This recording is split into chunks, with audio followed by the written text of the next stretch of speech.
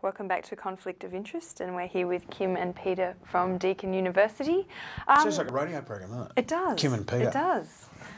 And we haven't had this many people on set before, too. No, this is a radical concept for conflict of interest. Yes. My mother's name was Kath, so... Oh, really? So we've got Kath. Well, we haven't got Kath here. We've got Kim and we've got Kim and Peter. Son of Kath, yeah. Now, over the break, I was just talking to Peter about your research, and of all the women that you surveyed, how many of them equate being a fan or connect being a fan with sex? And how many of them just like to go to watch the game? The primary reason for women fans going to football games is to watch the game. Out of all of our interviewees, we had one woman who, from memory, is probably in about mid-20s, who said her primary reason for going was because she wanted to perf the players. But everyone else said that they go because they enjoy football. They enjoy the game, they enjoy the skills, they enjoy the athleticism. And, yeah, they enjoy looking at male bodies.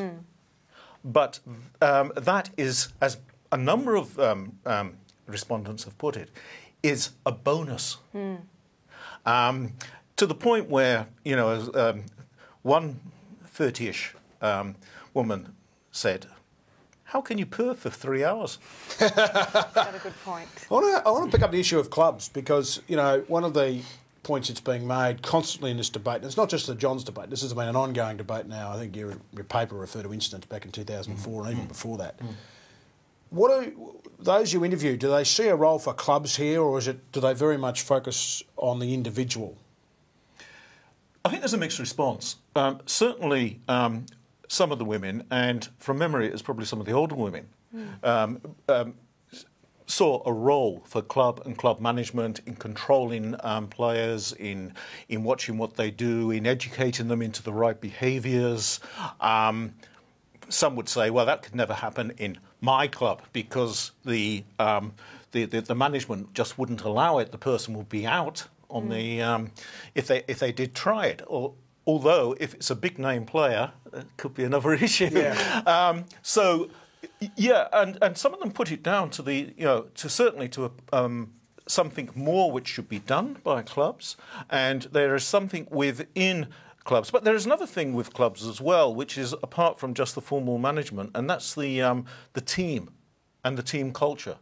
Yeah. Now, we've not been able to do the research on this, but my strong gut feeling is that there is a dynamic in the culture of team sports that it makes the sort of hyper-masculine behaviour of players more hyper-masculine, if that's possible. I mean, Kim, and I'd like your views on this, because one of the things that comes out of this discussion is, of course, that young footballers are, in a sense, the community's gods. They are put up there. We put them up there as super athletes, highly paid, highly skilled entertainers, and then we expect them to behave. With a lot of them with 18, 19, 20 years of age, and then we expect them to behave with a level of maturity that's in some way difficult to achieve. Do you think? Well, firstly, this idea that they're young boys, one of our fans referred to them as like baby tiger cubs. I didn't quite say that. Which sort of suggests that they're kind of a little bit helpless, but also kind of dangerous. Only if they play for Richmond or West Tigers. I thought it was weird, but no, I respected everything else. The women we spoke to were fantastic. But it's interesting because there's this sense that they're young and they need guidance. But what we find from some of these kinds of incidents of player misconduct, whether it involves allegations of sexual assault or sexual behaviour that was consensual but perhaps morally seen as suspect, or, for example, the case of the North Melbourne chicken video, is that they're not always young men. No. That some of them are, are men with wives and kids and responsibilities, and they should know better. So to sort of suggest that youth and inexperience is what's driving this, I think perhaps is a little bit of a kind of false kind of economy there. Are we just on the chicken video, there was a view that one of the problems with this debate now is that everything has the same moral equivalence. Last week we saw in Melbourne a local amateur footy club on the front page of the Herald Sun because they had a stripper come in. So there seems to be now everything is either evil. So that is then put in the same category as the Johns incident. Is there a danger here that we start to lose perspective? The way I would see this is not so much that these things become equivalent, but that all of them are indicative of a particular kind of way in which women are viewed in sport. Yeah. So, you know, all of these incidents might not necessarily... And the chicken video didn't actually have a woman in it. No, you know, it had a chicken. It had a chicken in it. But, you know, when you put a white wine in front of a chicken, and then you're making a comment, you're Yes. making a comment which is, you know, kind of assuming a kind of gendered position, for want of a better word.